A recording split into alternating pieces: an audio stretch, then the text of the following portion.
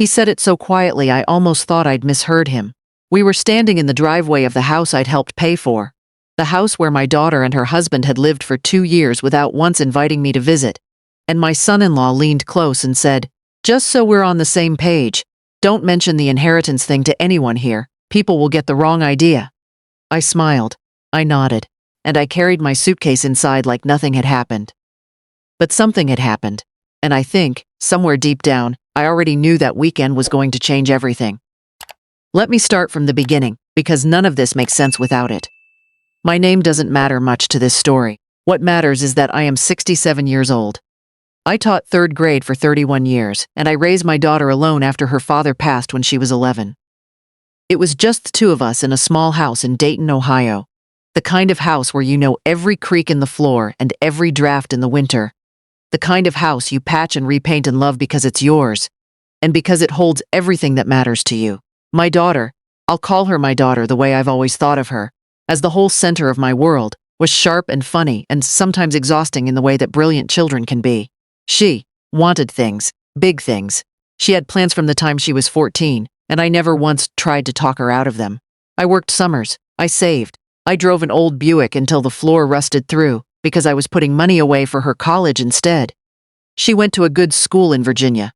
She met her husband there, the kind of young man who comes from money without ever having earned any, who uses words like optics and positioning in ordinary conversation and genuinely means them. I tried to like him.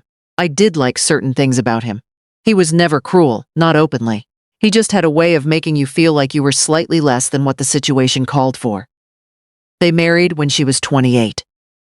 I helped with the wedding, not with the big things, those were covered by his family. But I paid for the flowers and the rehearsal dinner and the hotel block for my side of the family. Small things.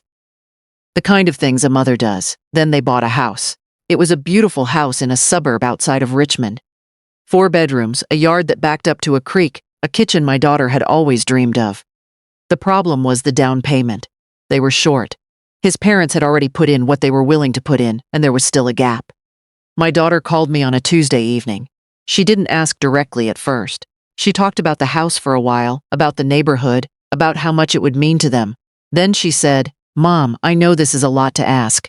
I had $160,000 in savings. It was the money from selling the Dayton house after I retired, combined with 30 years of careful living.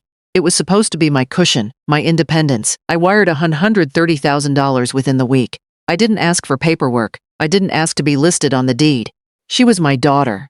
You don't do that kind of arithmetic with your own child." That was 2 years before the weekend I'm telling you about. In those 2 years I had visited exactly once, briefly, for Christmas, and that visit had been stiff and formal in a way that surprised me. My son-in-law's family was there, loud and comfortable in every room, and I felt like a guest who had arrived at the wrong party. My daughter was warm to me in private and somehow distant in public, and I told myself it was just the stress of hosting, the exhaustion of the holidays. I flew home and let it go. But I thought about that $130,000 sometimes late at night. Not with regret. Exactly. More with a kind of wondering. I thought about what it had bought. Not gratitude. Not closeness. Not even a phone call every week. What it had bought was a down payment on a life that didn't quite seem to include me. Still, she was my daughter. When she called in the spring and said, "Mom, we'd love for you to come visit." A real visit, a long weekend. I booked the flight the same afternoon. I packed carefully. I brought a gift for the house. A quilt I'd made myself over the winter, hand-stitched, the kind of thing that takes months. I brought a casserole dish she'd admired once, and a jar of the strawberry jam I put up every June. I wanted to walk in the door and feel like her mother, like I belonged there. The flight was airport. Her husband picked me up, which was fine. He said she was finishing up some things at home. He was pleasant in the car, asked about my flight, asked about the weather in Ohio. Then, as we pulled into the neighborhood, he said it. "Just so we're on the same page, don't mention the inheritance thing to anyone here. People will get the wrong idea." I looked at him. His eyes were on the road. "What inheritance thing?" I said carefully. "The money," he said, like it was obvious. "The down payment." His mother, and here he meant his own mother, I realized. She doesn't know the full picture. And some of the neighbors, they know we got help, and it's just easier if people think it came from both sides equally. He pulled into the driveway and turned off the engine and smiled at me the way people smile when they've said something they know was wrong but are hoping you'll let pass. I smiled back. I got out of the car. I carried my own suitcase to the door.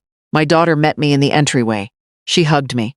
A real hug, tight, the kind I remembered from when she was small. And for a moment everything felt right. The house was beautiful. It smelled like coffee and something baking, and the quilt I'd made was already on the back of the couch, which meant she'd been excited for this, which meant something. The first day was easy. Just the three of us, dinner at home, a walk around the neighborhood in the evening. My son-in-law was charming the way he could be, my daughter was relaxed, and I let myself enjoy it. I decided the driveway comment had been awkward but not malicious.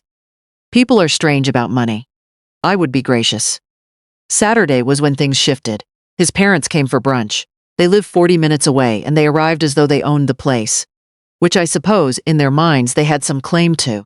His mother kissed my daughter on both cheeks and swept through the kitchen, calling it our kitchen, and didn't look at me for the first 10 minutes. When she finally did, my son-in-law introduced me. "This is Carol," he said.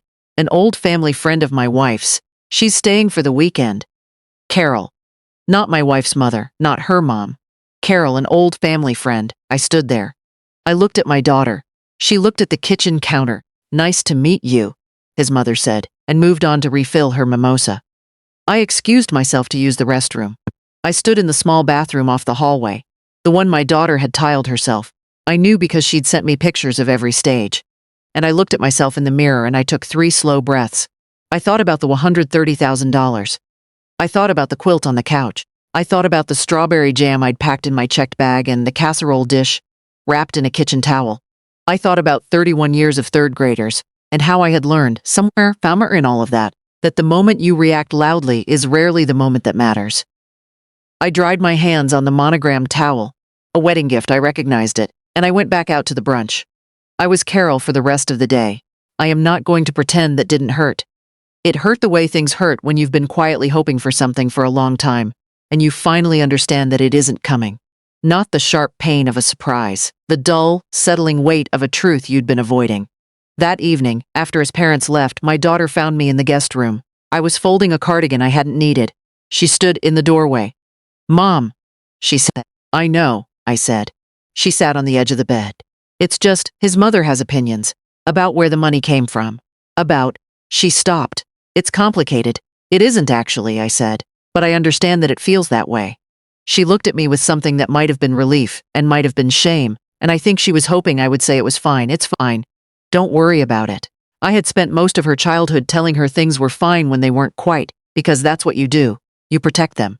I didn't say it this time. "I want you to think about something," I said. "Not right now. This weekend sometime. I want you to think about what you need people to believe about your life, and whether that's actually the life you want to be living." She didn't answer. She kissed me on the cheek and went back downstairs, and I could hear her husband's voice and then hers, low and even. And I sat in the guest room with my folded cardigan and I thought about what I was going to do. Here is what I had that's my son-in-law didn't know about. When I sold my house in Dayton, I sat with my attorney, a woman I'd known for 15 years, the daughter of a colleague from school, and I walked through everything carefully. I was 65 years old, and I was about to give a significant portion of my savings to my daughter, and I wanted to be thoughtful about it. We set up what's called a promissory note. It documented the $130,000 as a loan, not a gift, a loan, with terms that were generous. Low interest, long repayment window, no pressure. The kind of loan you make to a child you trust, but a loan, on paper, signed. My daughter had signed it. I don't think she read it very carefully. I don't say that with judgment. She trusted me, and she probably assumed it was just a formality, something to make the bank happy. Her husband hadn't been involved in that conversation at all. I had the original document in my fireproof box at home. My attorney had a copy. I am not a vindictive woman. I want to be clear about that. I did not make that loan thinking I would ever use it as leverage. I made it because a good attorney told me it was the responsible thing to do, and I had always tried to be responsible, even when it was harder than the alternative. But, sitting in that guest room, listening to the low murmur of my daughter's voice downstairs, I thought, I have options. I am not helpless here, and I think it matters. Not for the money, not really. But because my daughter needs to understand that what she did today had weight. Sunday morning, I came downstairs early. My son-in-law was already up, making coffee with the quiet efficiency of someone who likes having the kitchen to himself. He looked slightly surprised to see me. "Sleep well," he said. "Very," I said. I poured myself a cup and sat at the kitchen island. I wanted to talk to you before my daughter comes down. He turned around slowly.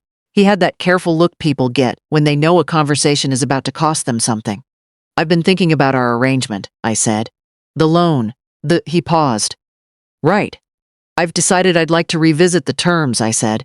I think it might be time to formalize things a bit more. Have our attorneys connect. The word attorneys did something to the air in the kitchen. I don't think that's necessary, he said.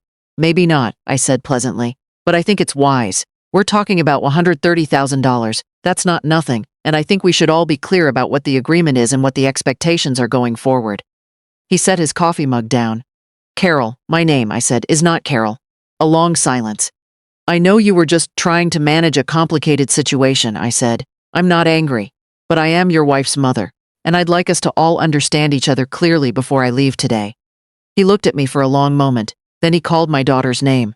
She came downstairs in her robe, hair still messy, and when she saw our faces, she stopped at the bottom of the stairs. What's going on? Sit down, I said. Not unkindly. We talked for a long time. The coffee got cold.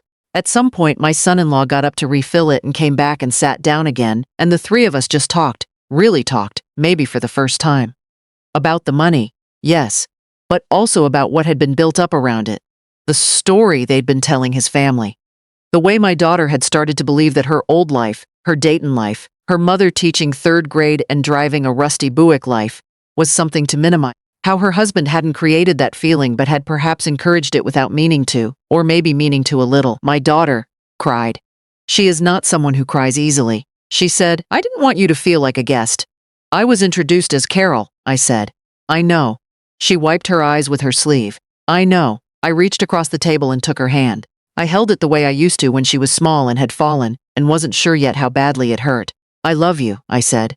That's not in question, but I need you to hear me. I gave you everything I had, and I did it freely, and I don't regret it. But I will not be hidden, I will not be Carol, and I will not pretend that what happened yesterday was nothing, because it wasn't nothing, and pretending things are nothing when they aren't is what got us here. She nodded. She couldn't speak for a moment. My son-in-law was quiet in a way that was different from his usual quiet, not performing calm, actually quiet. Like something had shifted in him too. I'm sorry, he said finally. And I believed him, not entirely, but enough. I flew home that afternoon. My daughter drove me to the airport. We didn't talk much in the car, but it wasn't the uncomfortable silence of Saturday, so. It was more like the silence after a fever breaks when you're tired and wrung out, but you can feel that the worst has passed. At the departure drop-off, she got out of the car and hugged me in the middle of the lane, cars moving around us, and she held on longer than she needed to. I'll call you Tuesday, she said. I'll answer, I said. She did call Tuesday, and the Tuesday after that. Not always long calls, not always easy ones. We are still working through things the way you do when you've let something go unaddressed for too long. But she calls. The loan sits where it has always sat, documented and answered, in my attorney's files and in my fireproof box at home. I haven't pushed the issue further. That was never really the point. The point was simpler than that. The point was that I am her mother. I drove a rusty Buick so she could go to a good school. I put up strawberry jam every June and I stitched her a quilt by hand over a long Ohio winter because I wanted something of mine in her house. Something that said I was here, I belonged to this story too. She hung the quilt on the wall of her hallway eventually. She sent me a picture. It's next to a photo of the two of us from when she was maybe 8, gap-toothed and squinting in the sun. She texted with the photo, it looks right here, like it was always supposed to be there. I looked at that text for a while. Then I made myself a cup of tea and sat by the window and let myself feel quietly and without drama that something had found its way back to where it belonged. That's the thing about giving everything you have to someone you love. You can't take it back, you wouldn't want to. But you are absolutely allowed, to ask them to see it. To see you. To say your name. My name is not Carol. It never was.